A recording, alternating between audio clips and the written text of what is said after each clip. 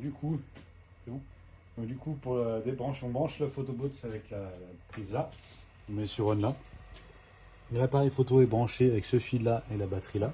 Là, on a les deux fils pour l'imprimante derrière. Ça sera ces deux fils là.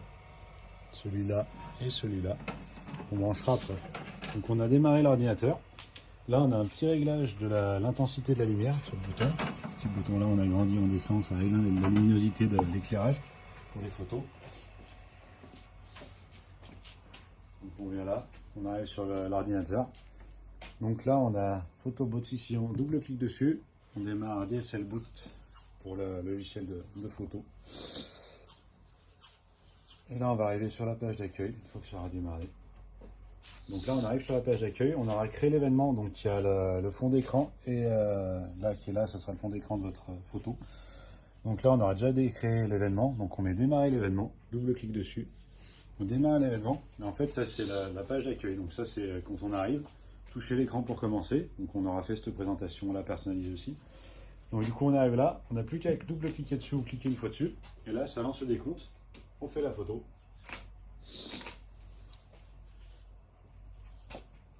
Là, ça nous présente notre photo, voir si on veut la garder ou pas. Si on ne veut pas la garder, on peut mettre la croix là.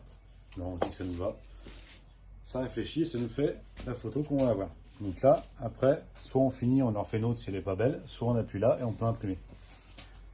Voilà. Donc là, en fait, on va aller, toutes les photos sont numérisées, enregistrées à chaque fois. Et là, on a l'imprimante. L'imprimante, elle est assez lourde, assez grosse. Et on la branche au côté. On la met comme ça, dedans.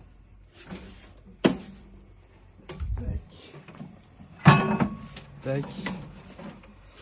Et on la raccorde.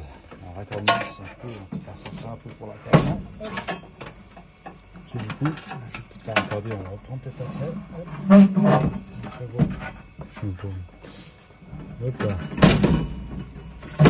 Peut-être la raccorder avant. Là. Tac. On la raccorde sur le côté là. Hop. Et on la raccorde en haut. Tac. On va reculer. Voilà, on va mettre dans la boîte en faisant gaffe au fil. Hop. Voilà. Et on recule en butée. Tac. Du coup, là, on a le démarrage sur le côté là. On démarre là. Ça s'appuie en vert. Ça recharge pour voir s'il y a du fil, s'il y a tout. Si tout est OK, ça s'éclaire en vert. Et là, on est prêt à imprimer. Voilà.